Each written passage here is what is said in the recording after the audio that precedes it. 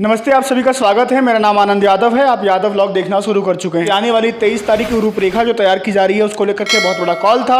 उसको लेकर के मेरे साथ इस समय पूर्व राज्यसभा और लोकसभा सांसद, यूपी में कैबिनेट मंत्री रह चुके पूर्व, और पश्चिमी यूपी से लेकर के पूरा यूपी और पूरे देश में जाने माने नाम, किसी परिचय के मोहताज न होते हुए मेरे साथ जो भी मौजूद है, उनका नाम है डीपी यादव। डीपी यादव जी मेरे साथ मौजूद हैं। इनसे बातचीत की जाएगी अहीर रेजिमेंट को लेकर के। अभी साथ ही में इन्होंने एक मोर्चा का भी गठन किया है, जिसमें शिवपाल यादव भी शामिल आए हुए थे। तो शिवपाल यादव को लेकर के कहीं ना कहीं आप खबरों में रहते ही हैं, क्योंकि समाजवादी पार्टी से, भतीजे से, भाई से अलग आना, फिर साथ आना, बहुत सारे सवाल होंगे। सर, सबसे पहले आपका स्वागत है। धन्यवाद भाई।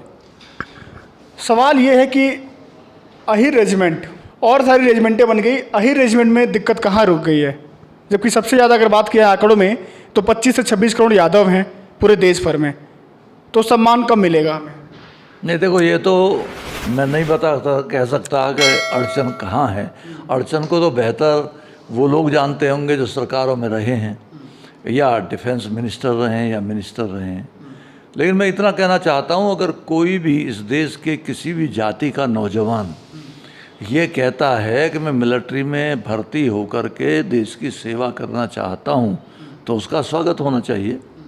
और ये अच्छी बात है अगर यादव नौजवानों ने आवाज़ उठाई है कि वो अहीर रेजिमेंट बनाना चाहते हैं, सरकार से निवेदन करना चाहते हैं, तो सहानुभूतिपूर्वक उनकी मांगों पे विचार होना चाहिए। क्योंकि ये देश सेवा है, ये राष्ट्र प्रेम है, और जो कम से कम इस जाति के लोगों में कूट कूट करके भरा हुआ है।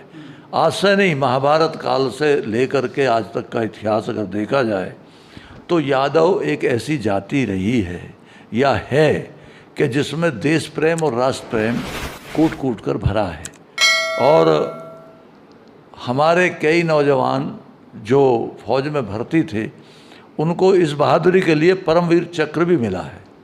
तो कुल मिलाकर के मैं अहीर रेजिमेंट का तो समर्थन करता हूँ, और नौजवानों को ये मौका ज़रूर मिलना चाहिए कि वो अपने देश की भरपूर सेवा कर सकें। आप लोग को ये भी बता दूं कि मैं जब ये डीपी यादव जी लोकसभा के सांसद हुआ करते थे, तो इन्होंने अहीर रेजिमेंट की मांग सबसे पहले लोकसभा में उठाई थी इन्होंने। और इनके जो पिताजी थे वो भी एक फौज में थे पूर्व, मतलब अभी उनकी प्रतिमा का अनावरण हुआ था, शिवपाल यादव जी आए थे। तो एक आर्मी में इनके बेटे हुए, आपको कैसा फील होता है? और आपको कहीं ना कहीं लगता है कि पिताजी का भी सपना रहा होगा अहीर रेजिमेंट का? हाँ, अगर कोई भी स्वाभिमानी आदमी या कोई भी आदमी जो देश से प्यार करता है, उसे फौज से, मिलिट्री से तो लगाव होगा ही। पिताजी हमारे स्वतंत्रता सेनानी थे, और उन्होंने अपने जीवन में कई बार कई बड़े बड़े आंदोलन, जैसे अंग्रेजों भारत छोड़ो, लगान आंदोलन पटेल जी का, गांधी जी का असहयोग आंदोलन, इन सारे आंदोलनों को उनमें शामिल होकर के और इन लोगों के साथ रहे। देश के लिए कई बार जेल गए। इसलिए मैं उस परिवार का छोटा सा एक अंश हूँ, और मेरे मन में भी वो भावना आज भी विद्यमान है कि देश के लिए जितना काम हो जाए उतना कम है, होना चाहिए। अभी देखा ये गया कि आपकी और शिवपाल यादव जी की एक मंच पर बैठ करके कुर्सी बगल में बनी थी। क्या खिचड़ी पक रही है, राजनीतिक खिचड़ी? तो ये तो अच्छा है, खिचड़ी तो पकी पकाई है, पक क्या रही है?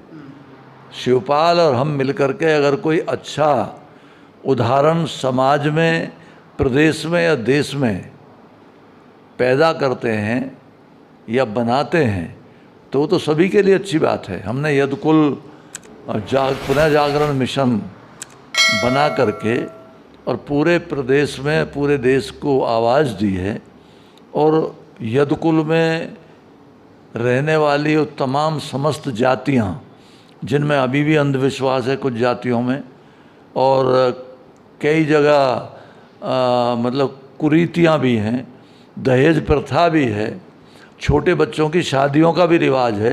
इन तमाम चीज़ों को दूर करने का काम किया जाएगा, और बच्चों को शिक्षित करने का काम जो हमारी प्राथमिकता है। यदकुल पुनः जागरण मिशन की जो प्राथमिकता है वो शिक्षा और रोजगार भी है। तो बच्चों को शिक्षित बना करके, समाज को शिक्षित बना करके, देश प्रेम की भावना के साथ में उनको आगे बढ़ाने का काम किया जाए। इसमें शिवपाल सिंह जी भी हमारे साथ हैं, और हम कोशिश करेंगे पूरे प्रदेश में अपने तमाम लोगों में जन जागरण करके इन तमाम बातों को शुरू किया जाए। नहीं, ये तो एक आपका गैर राजनीतिक संगठन है, लेकिन जब एक पूर्व लोकसभा सांसद, राज्यसभा सांसद, पूर्व कैबिनेट मंत्री, फिर शिवपाल यादव, सैफई के राजघराने के कहीं न कहीं एक बहुत बड़े नाम मिलते हैं, तो 24 में चुनाव भी आने वाला है, तो सियासी गलियारों में हलचल तो मचती है कि डीपी यादव और शिवपाल यादव साथ आए हैं, तो कहीं न कहीं 24 के लिए कुछ न कुछ बात चल रही है। क्या है वो? अगर राजनीतिक लोग हैं तो कहीं ना कहीं ताकत बनेगी, कुछ ना कुछ तो होगा, इससे इनकार थोड़ी किया जा सकता है। भविष्य में कोई भी समीकरण बन सकता है, लेकिन अभी ये संस्था पूरी तरह गैर राजनीतिक है। बाकी भविष्य सामने है, क्या होगा, कब होगा, कैसे होगा, ये अभी भविष्य की गोद में है। डीपी यादव जी 2024 का चुनाव लड़ने जा रहे हैं। निश्चित राजनीतिक व्यक्ति हैं तो चुनाव तो लड़े ही जाएंगे, चुनाव तो लड़ेंगे। कहाँ से? कुछ हमारी पुरानी कॉन्स्टिट्यूंसी भी हैं, संबल, बदायूं है, संबल, और भी बहुत सारी कॉन्स्टिट्यूंसी हैं यूपी में, तो लड़ा जा सकता है। जैसे पार्टी के साथी हमारे और समर्थक हमसे कहेंगे वो बात उनकी मानी जाएगी। 23 तारीख को बहुत बड़ा कॉल है, खेड़की तलाब जो आंदोलन चल रहा है, 23 तारीख को जंतर मंदिर बहुत बड़ा कॉल है, क्या डीपी यादव वहाँ पर पहुँचेंगे? नहीं, उसकी मुझे जानकारी तो नहीं है, आपके द्वारा मिल रही है, लेकिन अगर कोई बुलावा आएगा तो हाँ निश्चित, क्यों नहीं जाएंगे, जाएंगे, जाना चाहिए अपने लोगों के अपने समूह में बैठ करके। मेरा सवाल इसलिए है कि आप पहले थे जिन्होंने अरेंजमेंट की मांग की थी, तो अगर आप जंतर मंदिर पे पहुंचेंगे तो आपके समर्थक या आपके पहुंचने से कहीं न कहीं जोश, उत्साह, वो जो मांग है कहीं न कहीं उसमें तेजी आएगी, मजबूती मिलेगी, बल मिलेगा। देखिए, हम तो हमेशा अच्छी बातों का समर्थन करते आए हैं और करते रहेंगे, तो निश्चित तौर से अगर वहाँ पर ऐसा महसूस हुआ कि हमको वहाँ जाना चाहिए तो ज़रूर जाएंगे और बात करेंगे लोगों से। अच्छा, आपका अभी स्कूल है, यदु पब्लिक स्कूल है, तो वहाँ पर अपने समाज के, मतलब यादव समाज के बच्चों के लिए कुछ ऐसा स्कॉलरशिप या कोई फेलोशिप प्रोग्राम, कुछ ऐसा कोई स्कीम आए जाके अपने समाज के बच्चे आगे आगे पढ़ाई करें, कुछ ऐसा चल रहा है उसमें? मेरा सिर्फ यदु पब्लिक स्कूल नहीं है, मेरे 14-15 स्कूल हैं जिनमें डिग्री कॉलेज भी हैं और कोएड यानी CBSE बोर्ड के स्कूल भी हैं, यूपी बोर्ड के स्कूल भी हैं, तो बहुत सारे स्कूल हैं। आज करीबन 14,000 बच्चों को शिक्षा देने का काम हम लोग करते हैं और हम लोगों का मकसद यही है कि समाज के वो गरीब तबके के लोग, वो परेशान मेहनतकश लोग, उनके बच्चे कम फीस में पढ़ लिख करके काबिल बन जाएं और आगे चल करके अपनी ज़िंदगी को बेहतर बनाएं, ये हमारा मकसद है। अच्छा, मेरा आखिरी सवाल होगा, जो बाहुबली का टैग लगा है उसको कैसे देखते हैं? नहीं, बाहुबली से हमारा क्या मतलब है? बाहुबली तो हमने जितना किताबों में पढ़ा, बाकी तो हम परिभाषा जानते नहीं, तो बाहुबली तो हनुमान जी को कहा जाता है, तो हम तो हनुमान जी के आसना पास पासंग भी नहीं हैं, हम तो छोटे से मेहनत मजदूरी करने वाले लोग हैं, किसानी की खेती की है और बढ़िया ढंग से ज़िंदगी जी है, शिक्षा प्राप्त की है, स्वतंत्रता सेनानी के बेटे हैं। इन तमाम बातों को लेकर, आदर्शों को लेकर हम लोग चलते हैं, जीते हैं।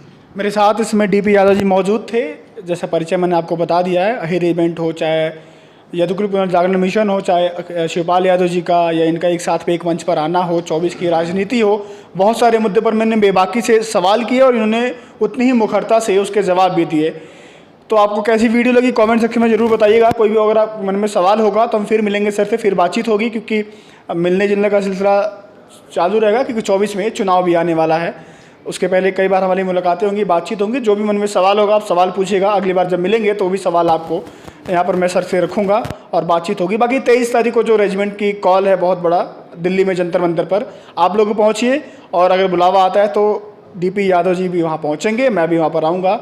तो कहीं ना कहीं यही रेजिमेंट अब ज़रूरी हो गया है, मान और स्वाभिमान की लड़ाई है जिसे जीतनी हमारे लिए बहुत ज़रूरी है। अभी के लिए नमस्कार, जय यादव, जय माधव, जय दादा श्री कृष्ण।